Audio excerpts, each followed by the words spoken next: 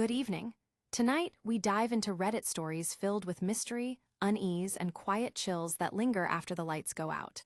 Whether you're unwinding, cleaning, or just passing the time, these tales are here to keep you company. Let's begin. Mr. Skittles is still hungry. I need to find something else. The small cans of cat food don't seem to satisfy him anymore. I wonder what I should use. Have you ever had a picky pet? One that just wouldn't eat the food that you got for them? Well, that is how Mr. Skittles is. He used to eat almost everything, but now something has changed. Mr. Skittles is the stray cat that I recently adopted, or rather he just let himself into my home and I have been caring for him. He has very cute, long calico hair, which is exceptionally rare among male cats. It is why I called him Mr. Skittles since he had so many colors. I suppose it makes sense, Mr. Skittles is not an ordinary calico cat. He is very big, very talkative, and just kind of larger than life. Above all, though, what he is especially ravenous. He is the hungriest animal I have ever seen. I feel like if he had been orange, I would have named him Garfield. It may have been the best name since Mr.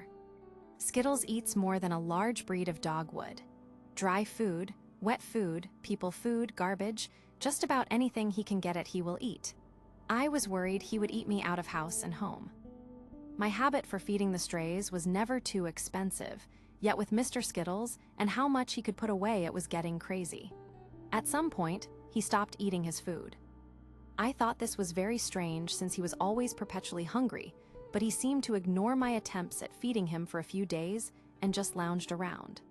I decided to take the surplus and try and feed some of the other strays, but I noticed that they were not coming around the house anymore. I considered it might just be a territorial thing, and they figured Mr. Skittles reigned supreme here now, but I still thought it was odd. The next few days I noticed missing posters appearing for some folks' cats and dogs. I felt bad and hoped they would find them, but was troubled by how many there were. I thought I might have to keep Mr. Skittles inside where it was safe in case there was something dangerous in the neighborhood. I found it difficult to make him stay in. I offered him some cat food and he turned his nose at it. I kept offering food to him and he kept yowling back at me as if he were offended by the meager tribute. I even tried to give him a raw steak in the fridge and he turned that down as well. He just kept howling at the door to be let out, so I finally just opened it for him. He raced away and out of sight. Later that night, I heard what sounded like a cat fight outside, and when I went out to check on it, I found Mr. Skittles ready to come inside. I was concerned since it appeared that he had several splotches of blood on his fur and especially around his face. The fact that he did not possess any wounds meant the blood was not his own, but I felt bad for whatever other cat had crossed him. He once again refused any offered food and seemed to move about very sluggishly for the rest of the night. I did not think much of his adventures outside since he had been an outdoor cat previously.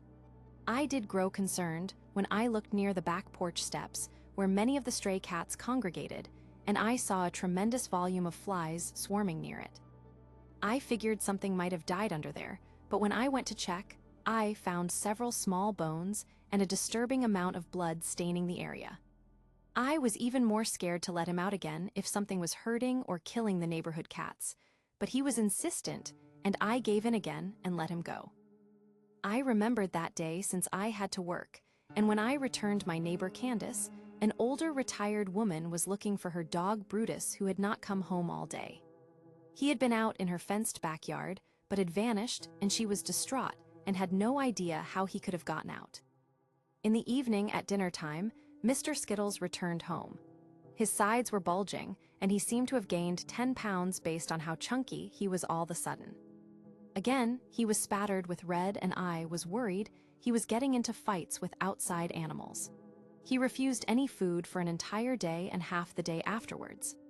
I considered calling a vet and seeing if something might be wrong with him, but I was a little strapped for cash, and he did not seem outwardly injured or in trouble, so I figured as long as he didn't get rabies or something, he would be fine. The flies near the back porch had gotten worse. I went out there to check and was disturbed at what I found. There was blood, fur, and scraps of what looked like the shredded remains of a leather collar. I was shocked when I found a small tag showing the name of Brutus. Oh no, that was Candace's dog. Had he been in my yard at some point and lost his collar? 2 days afterward, Mr. Skittles seemed thin again somehow. He was begging to be let outside, and despite all the animal attacks, I let him out with the resolution that I needed to get him a rabies vaccine and keep an eye on him to be safe. I stayed up late that night and was concerned when he did not come home. I left my porch light on and watched till almost 2 a.m. I noticed mine was the only light on, which seemed weird since normally Candace would still have some of her lights on. Sleeping or not, she always left them on for security. I thought it was odd they were shut down just then. The next day, Mr. Skittles still hadn't returned, and I was worried he was lost as well. I was about to put up my own missing pet flyers when I saw him lumber into the house. He looked gigantic, and blood was tinged all over his fur. Fortunately, he had no apparent injuries. Before I could check too closely, he came inside, plopped himself on the couch, and went asleep. He slept for almost 2 days straight. Nothing could stir him, and I thought it was strange he wouldn't get up for anything. Last night when I was cooking dinner, I noticed I was out of eggs. Since I needed a couple for the dinner I was making, I decided I might go over and ask Candace for some. She often offered help with my misadventures in cooking, and I figured she wouldn't mind. I went over to her house and noticed her mail piling up in the box outside. I considered that she might be away on vacation or something, but her car was still in the driveway. I knocked on the door, but there was no answer, and I reluctantly went back home. It seemed very strange for her to be out without her car, but I did not know what was going on for sure, so I went back home and went to bed. Mr. Skittles woke me up in the middle of the night and was yowling to go outside. It was very early in the morning, so I got up and let him out of my room, but didn't go with him to the door. I thought I heard a thumping or crashing sound and figured he might have knocked something over doing zoomies. I was annoyed, but too tired to deal with it just then. After just a couple of minutes, I was woken up again by a loud scream. It rang through the house for a moment and was suddenly cut off. It sounded horrible and I panicked, realizing someone was in my house. I grabbed my phone for a flashlight and cautiously stepped out of my bedroom. I heard a wet crunching sound and smelled blood immediately. I was scared and moved toward the light switch in the hall. I reached for the switch and gasped out loud when the hall was illuminated. To my shock and horror, I saw a man with a ski mask covering his face, lying on the ground in the hall. He was dead, and a large pool of blood was surrounding his body. His throat was torn open, and the second shock of the night was the small form I saw besides the body. It was Mr. Skittles, and he was taking large, gruesome bites out of the intruder's neck, his jaw extending like a snake to allow him to consume huge chunks of meat. He turned to me and purred and dropped a large chunk of flesh near where I sat, in some gesture of morbid tribute. Crouching back in horror at the gruesome spectacle, I realized I had found out what Mr. Skittles had been eating. When Mr. Skittles finished his morbid meal and laid down for a long nap, I finally summoned the nerve to call the police. I told them a complete lie and said that it was a mountain lion that had come into our neighborhood and had attacked the intruder while looking for food. I even speculated that it was responsible for the animal disappearances. Despite the outlandish nature of the lie, the police didn't argue, since the intruder clearly had not been killed by conventional means or by any human hands. Eventually, the police had left and removed the intruder's body. Later, in a separate and tragic investigation, they had also removed the mostly eaten remains of Miss Candace next door. I felt bad about it since I knew it was no mountain lion that had done that. Now I find myself in this predicament. I know I have to find some way to feed Mr. Skittles. I thought cat food was expensive, but this is going to be a bit trickier since Mr. Skittles is always hungry, and I am afraid of what he might try to eat next. That scratching sound. To start off, I need to ask you, do you hear that? That sound, the faint scratching? If you don't, then I hope you never do. If you do, then maybe you are like me. Maybe you can tell me what to do to get rid of it. It would happen every night around the same time, midnight most nights. There was a faint scratching at my bedroom window, It would get louder and louder, and then I would look and no one would be there.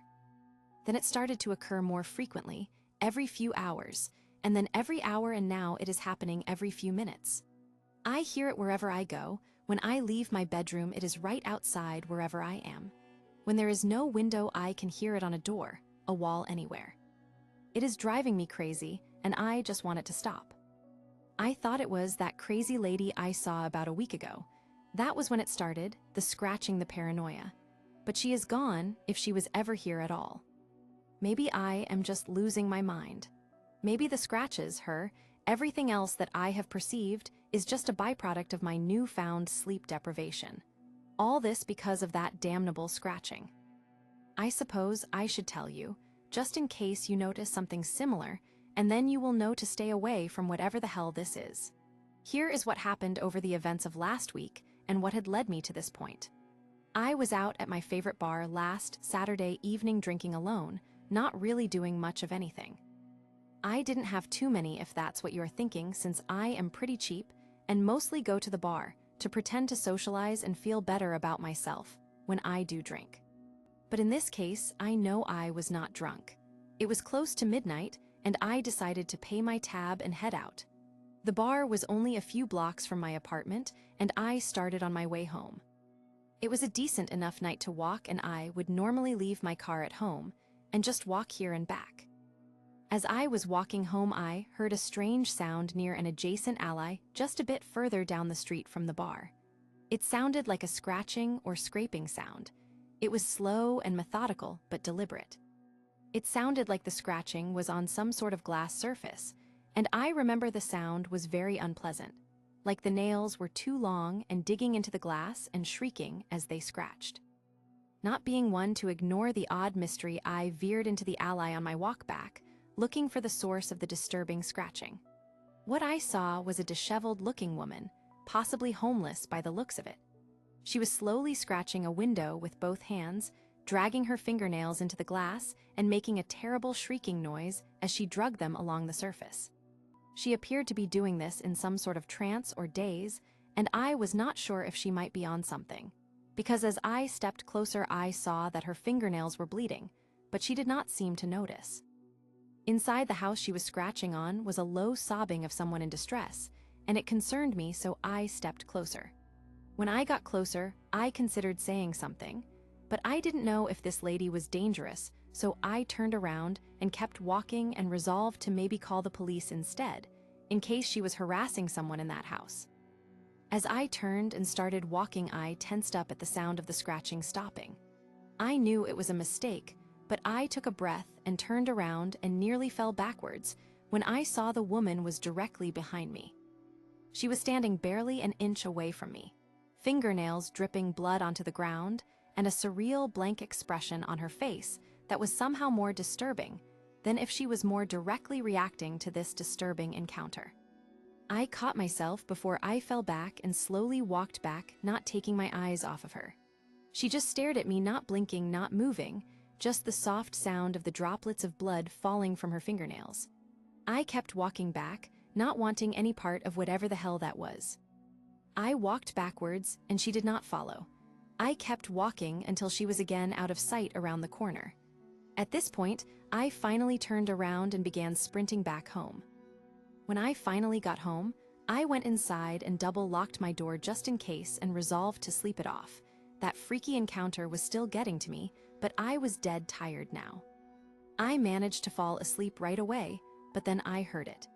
It was about 2 in the morning, and I woke up rubbing my eyes and focusing my ears to make sure I was hearing what I was hearing. I was sure now it was a faint scratching at my bedroom window. I held my breath and prayed it was just my imagination, but then I heard the scratching continue. After several minutes of sitting there hoping it would stop, I knew I had to do something. That crazy old woman probably followed me home, I thought. I grabbed a baseball bat I had in my closest and approached my window and threw the curtain open, expecting to see her expressionless and disturbing face. There was nothing there. I thought she might be messing with me, but I didn't see her out there, and I didn't want to physically go outside and look. I decided to let it go, and maybe I would warn the landlord or call the cops if she persisted. The rest of the night was uneventful and nothing else happened.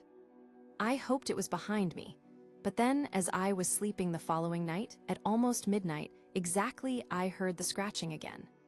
I didn't wait as long this time, almost as if I had anticipated this happening. I was ready. I threw the curtain open and shouted out for her to stop, but no one was there. I shouted again, even louder, for her to stop, and that this was not funny and I would call the cops if she didn't. There was silence, and then a loud shout from my neighbor telling me to shut up since it was the middle of the night. Angry and now embarrassed, I closed my curtains again and tried to go back to sleep. That was the first night where it happened again the same night, this time at 3 o'clock. I had actually fallen back asleep, but jolted up as soon as I started hearing the scratching sounds. I didn't care now. I was so angry it overcame my fear, and I went outside with my bat and was determined to confront this psychopath. I went outside and around to where my window was, and of course no one was there. I shouted for her to come out, and if she didn't stop, I would show her the business end of this bat. My ranting and raving did not go unnoticed, and after my shouting had woken someone's dog, and it was barking, there were angry shouts for me to shut the hell up and more colorful language, as I realized the only thing others had heard out here tonight was me. I went back inside, defeated. I fell asleep on my sofa for the few hours remaining that early morning. I took the day off work as I did not want to go outside. I was too afraid and embarrassed, and honestly I was kind of dreading driving past that alley where I first saw that creepy lady. My day was uneventful. I mostly just watched Netflix and ate junk food. By evening I was feeling okay, and I had not heard any scratching all day. Just in case I decided to sleep on my couch tonight, I needed a good night's sleep, and maybe if that crazy hag was scratching my bedroom window, I wouldn't hear. Unfortunately, that night I was woken up by faint scratching at my front door. This was getting out of hand. It was driving me crazy. I decided rather than going out to confront her, which I was sure she would just vanish by then and leave me ranting to my neighbors.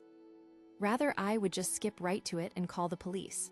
I would tell them about how I had seen her bothering that person a few days ago, scratching the window, and that now she was accosting me and would not stop.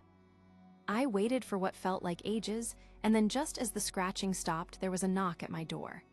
I explained everything to the police, and they looked around the outside a bit, turning up nothing, of course. I told them I didn't know what to do, and it kept happening night after night. But there was little they could offer for help since they could not find the suspect. They suggested maybe a security system or something if the landlord allowed it. They departed, and I felt hopeless at that point. It became more pervasive at that point. It was a few more days. I even tried sleeping in the bathroom, and I heard the scratching on what sounded like the other side of the wall. One night I forgot to pull the curtains back, and to my horror and disbelief, I heard the scratching on my bedroom window again. But this time, the scratching was clearly coming from that window and was continuing despite there being no one being outside. I was freaking out and shouting for it to stop. There was a knock at my front door, and it was my neighbor. They were wanting to know what I was raving about and threatening to call the police on me.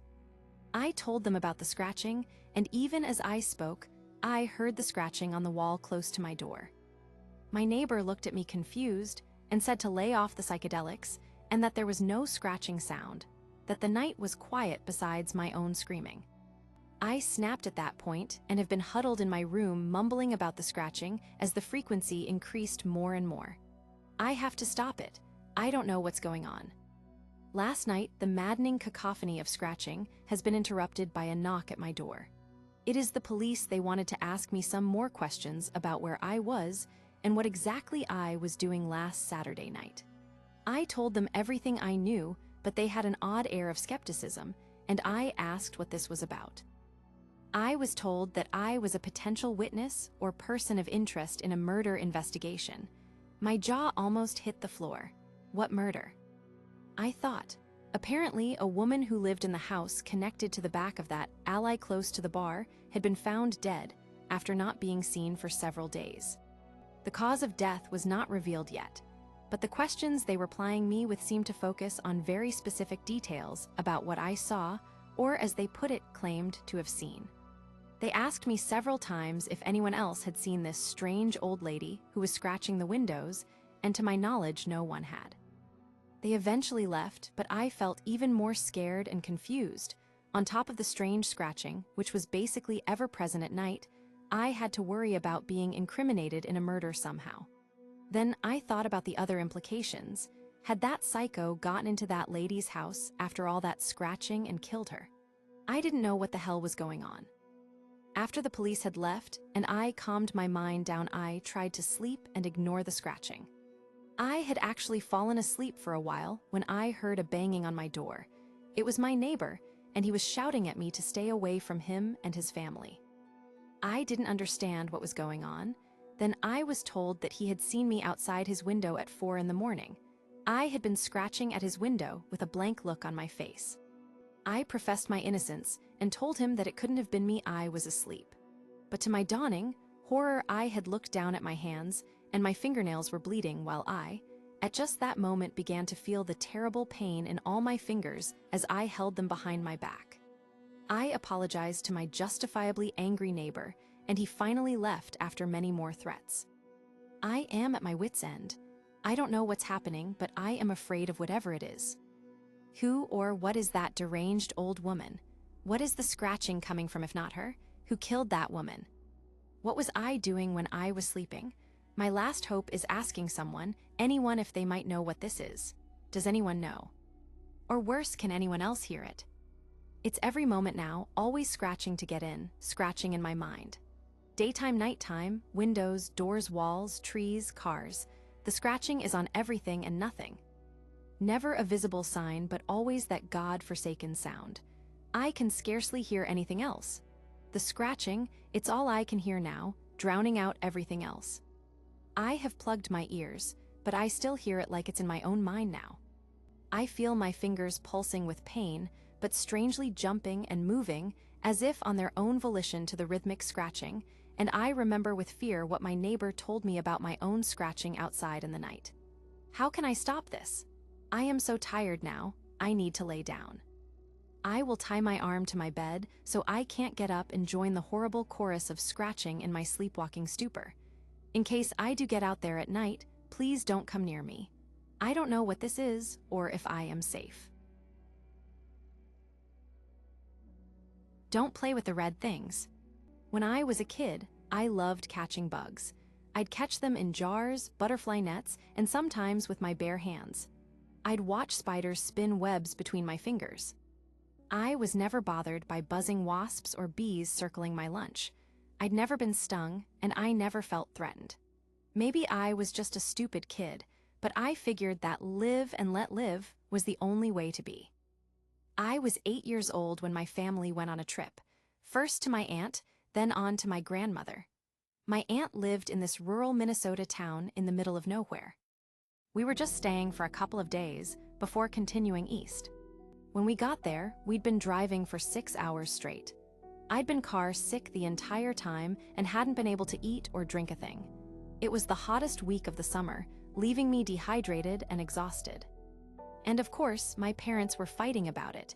They were fighting from the moment they stepped out of the car. I tuned it out. I could tell from the sound of their voices it was going to be a long one. The kid says he's fine, so he's fine, my dad complained. I told you we should have stopped for a milkshake, Mom groaned. He's gonna be sick all night. And you think putting dairy in him is gonna fix that? Come on. So we're just gonna let him suffer. Is that it? Is that your solution? Yes, of course. Yes, I love making him suffer. That's the best thing. I love it so much. It kept going back and forth. I picked up my backpack and unfolded a couple of Spider-Man comics that I'd read at least 8 times over. I wandered off to get away from the car and the noise, watching my aunt coming out of the house to de-escalate. I plopped down on a rock in the backyard, letting my stomach settle. I'd always hated cars, and being stuck in one on a hot summer's day for 6 hours. It was torture.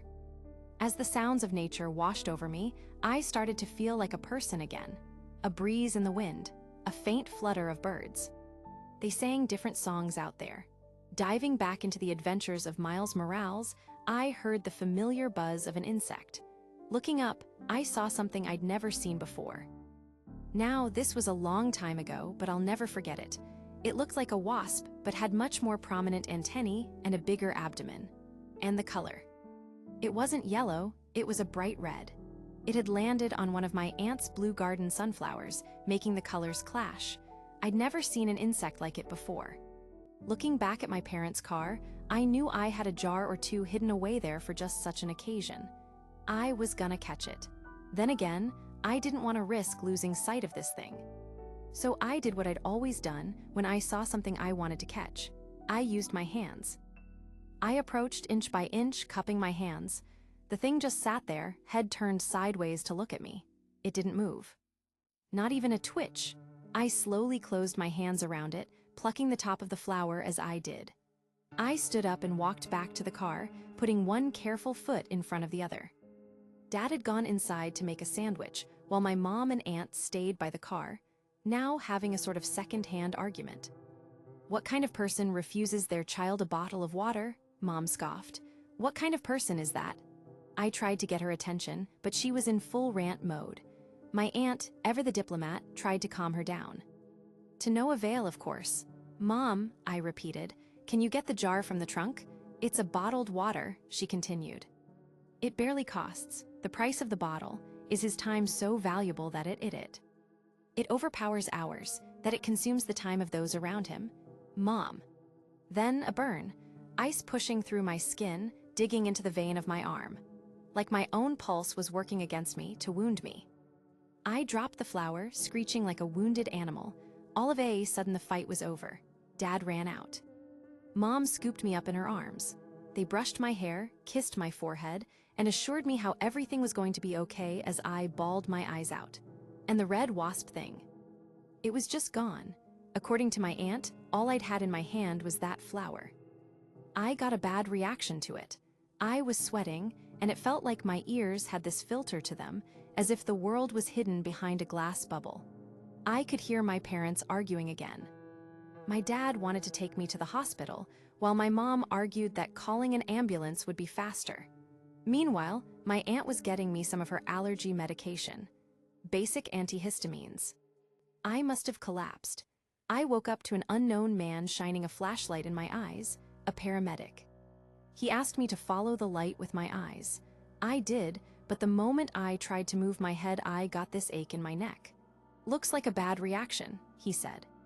"But he's all there. We could bring him in, but I think some rest and ice cream ought to do it." "You sure?" my mom chimed in. "No sign of infection, just a bit of redness," the man said as he turned my hand around. "It's your call, but yeah, he'll be fine." Neither of my parents were convinced, but they couldn't decide on what to do, so they just went with his recommendation. My aunt tucked me in right there on the couch, putting on an X-Men movie for me to watch in the background. They spoiled me with ice cream and did me the courtesy of keeping their arguments short and hushed. Later that night, the house was silent. Whatever had gone through me had passed, and I was left wide awake in a sleeping house. My aunt slept on a futon down the hall while my parents stayed in her bedroom. I tried to work the remote to put the movie back on mute, but I couldn't get it to work. So once again, I resorted to reading my comics. I counted the seconds, hearing the tick-tocking of a clock from the kitchen. There was some light coming in from a large window to my left. It wasn't a great view or anything, just flat farmland for as far as the eye could see. I settled in for a long and boring night, hoping I could fall back asleep sooner rather than later. But as I read, there was a dark splotch on the page, a shadow coming from the window. Looking up, I could see one of those red wasps outside the window. I got up and walked over to it. Even then, I didn't feel threatened by it. The pane of glass between us helped. I tapped at it with my finger, and it didn't move. I shifted my finger a little to the left and tapped again, and it followed. Tapping a little all over, it seemed to follow wherever my finger moved. I did a couple of zigzags, just for fun, and made it do a little jig. I couldn't help but to smile. It looked funny. "You didn't want to hurt me, huh?" I whispered. "Right." I could feel a warmth in my arm, a reminder of the sting, but also a sort of reassurance. That sting was as bad as it would get. A part of me felt that if it were to happen again, it wouldn't be nowhere as bad. "You would," I concluded. "You're a good guy." I spun my finger in a circle and the red insect followed suit. What a funny little guy. We decided to stay an extra day to give me some time to recover. Dad didn't mind. Any excuse to spend less time with his mother-in-law was a blessing. My mom and aunt spent some time at a nearby flea market while Dad and I watched scary movies that I promised not to tell Mom about. We just finished Jaws when Dad had to go make a call for work. As I wrapped a blanket around me, one of those red wasps crawled up my leg. At first I was a bit startled, but it just kinda sat there, antennae poking around like little feelers.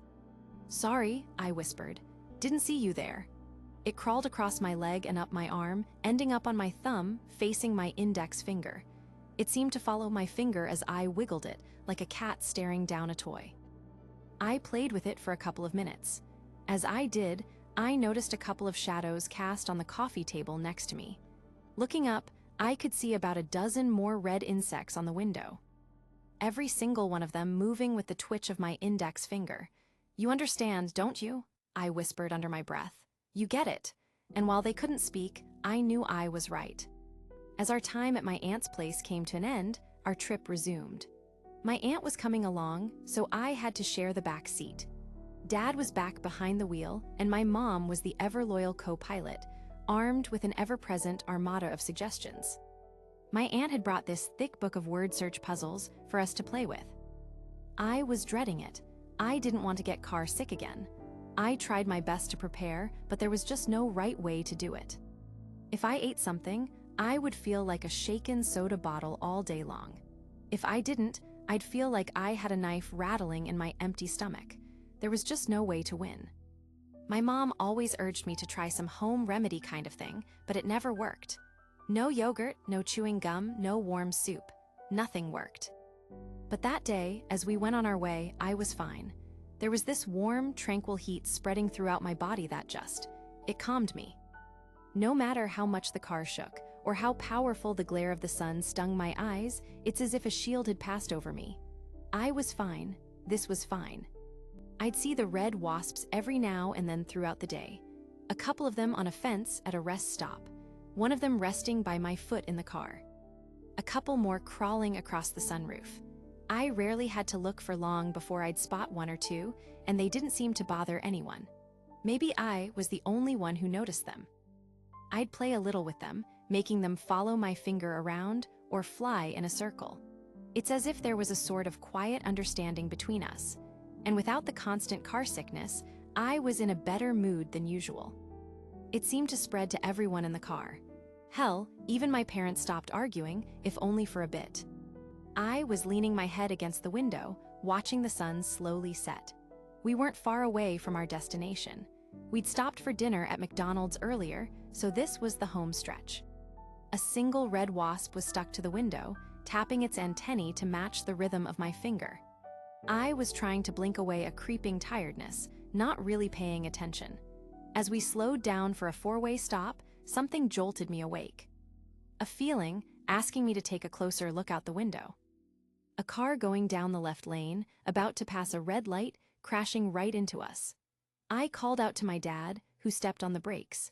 We managed to turn just as the car passed us at 75 miles per hour, inches from our bumper. Looking down at my feet, one of the red wasps curled around the tip of my shoe.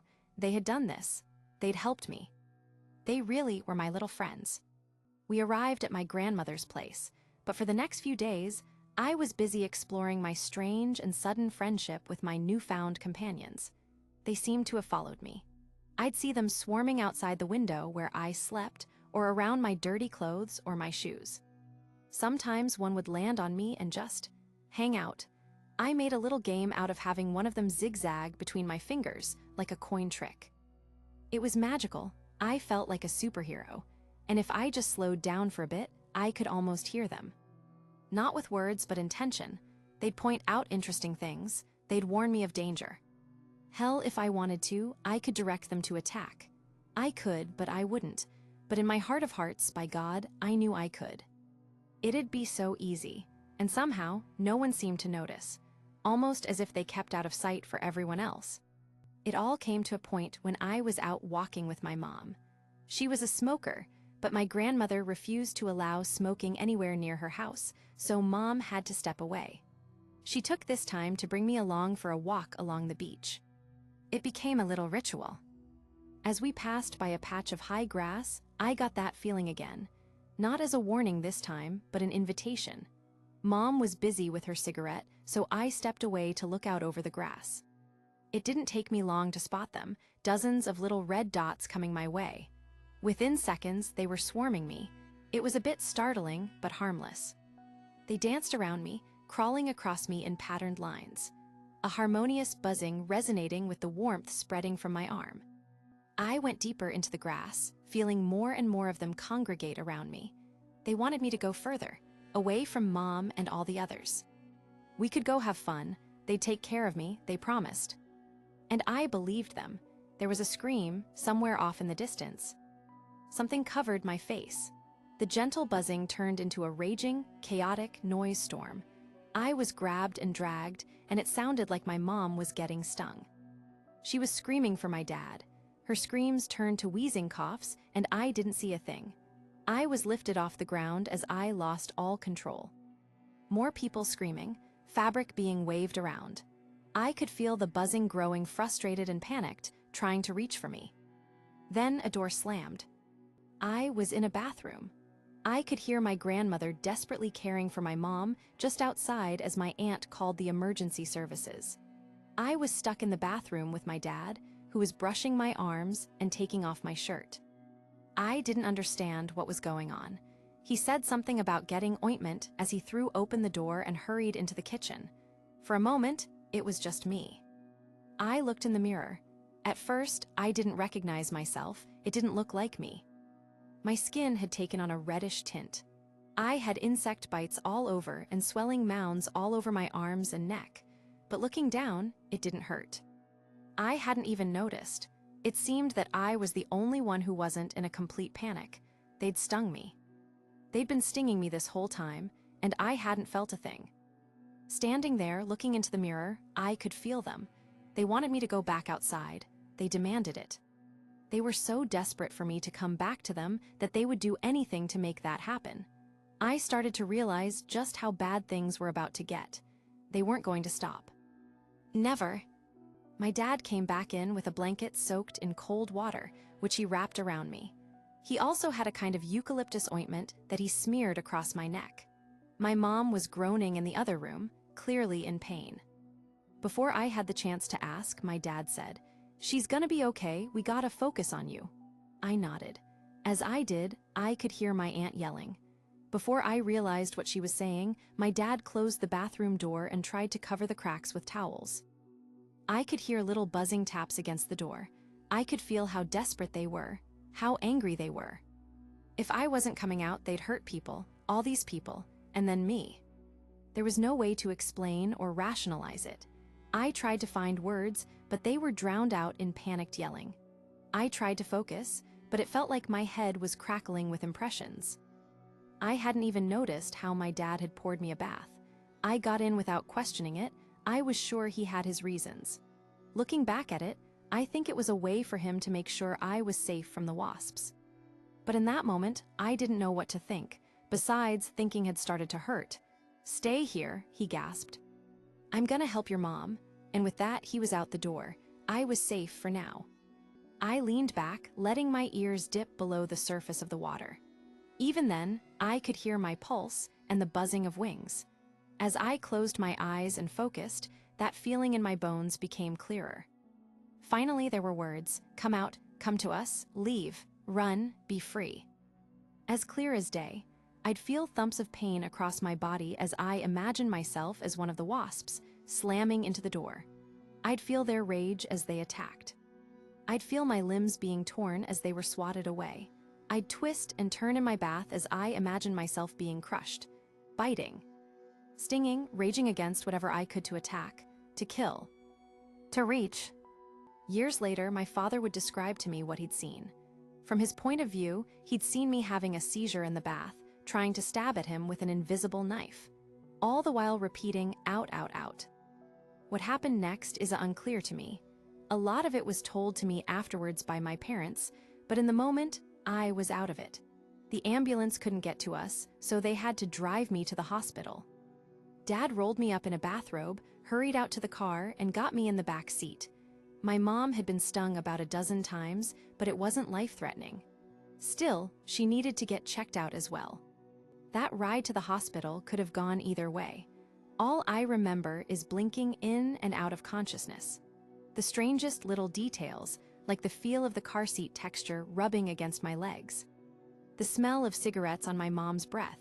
My aunt's hairspray, and the color of my grandmother's painted nails. All of it mixed with sparks of something else. My head getting crushed against the windshield. The pain in my limbs as I tried to hang onto the side of the car. Things that obviously weren't happening, but in a way, they were. I was experiencing some other strange symptoms. I was sweating something that can best be described as a mild adhesive. My eyes were swelling, pressing against my skull. My tongue had turned a sudden white, and my veins were so discolored, you could see the blood pump through them. I don't remember being admitted to the hospital. I don't remember being put on a ventilator or being given allergy shots. And still, just like that night at my aunt's house, I woke up somewhere in the middle of the night. I remember a terrible ache and an itch in my eyes. It was a dark room where my mom and dad were huddled up in the corner.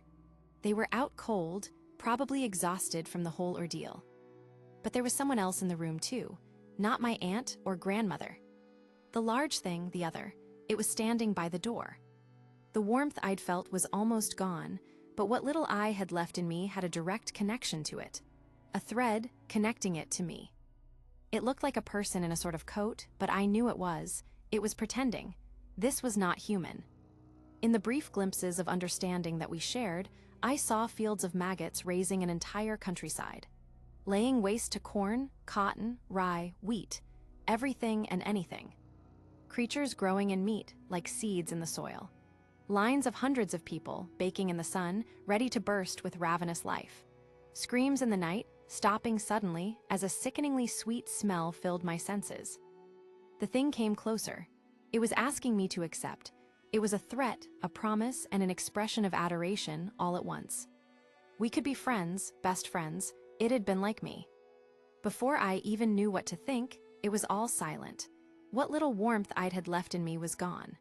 Two pale orbs reflected the blinking lights from the machine that kept me breathing as unconsciousness took me away. A final thought, sadness. It took me months to recover. I had strange allergic reactions to seemingly random things for weeks on end. One day it'd be peanuts, the next day it'd be peaches or common soap. I'd get rashes. Parts of my hair would fall out. They'd have to extract these inch-long stingers from my arms and slather me with disinfectant. But over time, it all went away. I think the only thing that stuck around was an allergy that my mom contracted to tobacco smoke. Or maybe she just began associating smoking with the most stressful day of her life. Either way, she quit cold turkey. I've always admired that. My dad does too. Now it's been over 2 decades since that summer. Looking back at it, it all seems like this distant other world. Something that happened to someone else. It has been hard to convince myself that it was actually real. But a couple of weeks ago, I was in an accident. A cable at work snapped, whipping straight across the workshop, smacking against a shelf. As it whipped back, it struck me across the left arm, leaving an inch-deep gash in my arm. And I swear to whatever gods may be, a little red wasp crawled out. The same first one that had stung me on that warm summer's day, over 20 years ago. That's all for tonight. If you enjoyed these stories, don't forget to like and subscribe. It really helps the channel grow. I'll be back soon with more unsettling tales from Reddit. Until then, sleep well and keep the lights close.